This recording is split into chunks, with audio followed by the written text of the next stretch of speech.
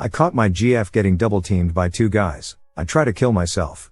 If you don't like long posts, just skip this one. No need to make a snarky comment. TLDR at the bottom. A few months ago I made a post in another thread sharing a story about how I got cheated on by my college GF and the terrible obsession I acquired thereafter to get revenge on her. This is relevant to this story here. However, in this story I am about to share, is a story that took place years after Lisa, my cheating college ex-GF. I got in another relationship and got cheated on again, but this time I didn't get revenge but rather I just walked away. My revenge story in the other thread is a story of what not to do after getting cheated on, and this will be one of how I learned from my past and tried to do the right thing this time even though it was incredibly difficult. The story. After I had a horrible incident of infidelity with my GF in college, Lisa, like I said, I went on a long tedious mission to get even with her. This was followed by years of just being bitter and jaded towards women. After college, I went down to Central America where I pretty much spent years just doing and selling drugs, never considering getting into a relationship or allowing myself to get vulnerable with another woman.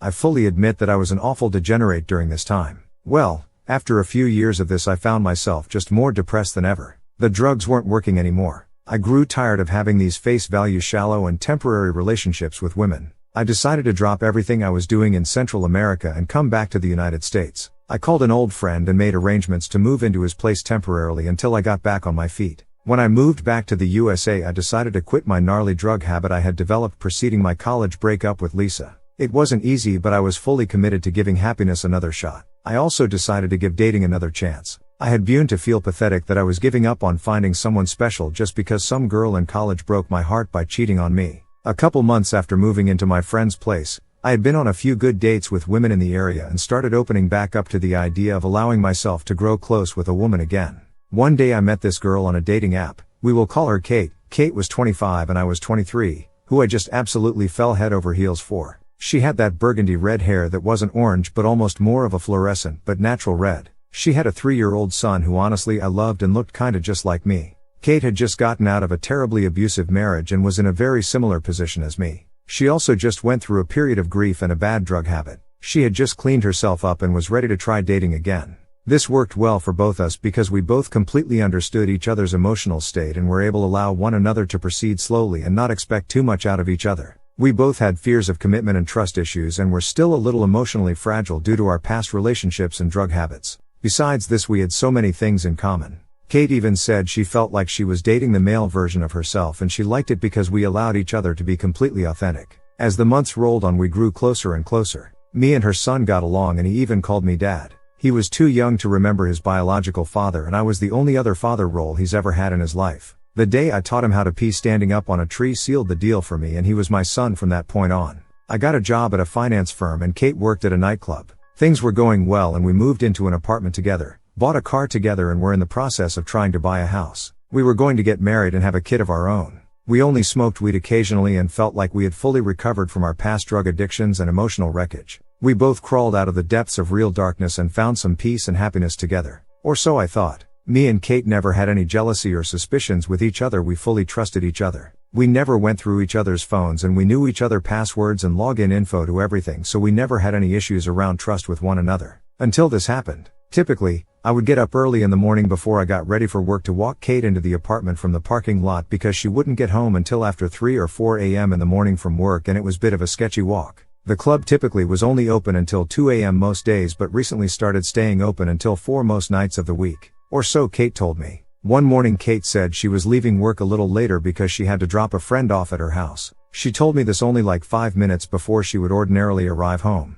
It usually took her about 35 minutes to get home from work, so I found it a bit odd that she told me so last second, and I knew where her friend lived, so it may have only taken an extra 5 minutes to drop her off on the way to our place. She ends up getting home about an hour later than usual and something seemed a bit off. She looked high, not on weed, but it struck me as if she was on coke, or Molly. I briefly confronted her about this, but she brushed it off quickly and said she was late because her friend's car broke down and they tried to get it fixed but couldn't. That's why it took so long to get home. This was the first time in almost a year that anything like this happened, so I quickly pushed down my suspicions and chalked it up as me being a bit paranoid because of my past experience with infidelity and dishonesty. I told myself Kate would never do anything sketchy. She had been through the same thing I went through and she knew in full detail my story about my last relationship. She would never do anything like that to me, especially since it happened to her too. I wasn't even that suspicious of her cheating or anything. I was more suspicious that she was doing hard drugs again. Slowly but surely incidents like this started happening more frequently. First like once a month and eventually led all the way up to happening almost every week. There was a few nights where I was almost positive she was high on drugs and we fought about it.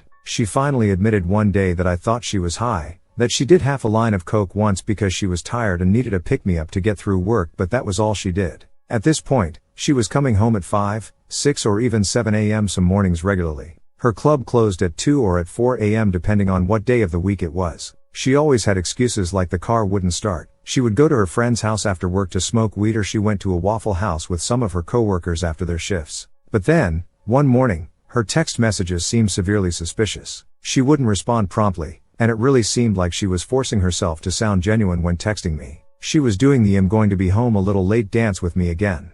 But this time it really dragged on. She told me she was on her way at 6 a.m., 2 hours after the club closed. So at 6:30 I went outside to the parking lot to walk her in when she arrived. It was snowing heavily outside. There was a blizzard going through the area. About an hour goes by and I hear nothing from her. I text and call her over and over. She doesn't answer the phone, but I get a message from her saying she's almost home. Another hour goes by before she finally pulls up into the parking lot. The time was 9:30 a.m. I had to call out from work because I couldn't leave her son home alone. I usually left for work at 7:30. I'm completely covered head to toe in snow. I walk up to the car and I open her door. Kate looks at me like she had seen a ghost, and she begins rambling nervously and almost incoherently. She said she got pulled over but was let go without a ticket. The car ran out of gas so she had to stop to fill up. Her friend was having a mental breakdown so she stayed with her for a while to help her after work. She even started blaming me for things like saying she wouldn't have gotten pulled over if I got the registration done sooner. Yada yada yada.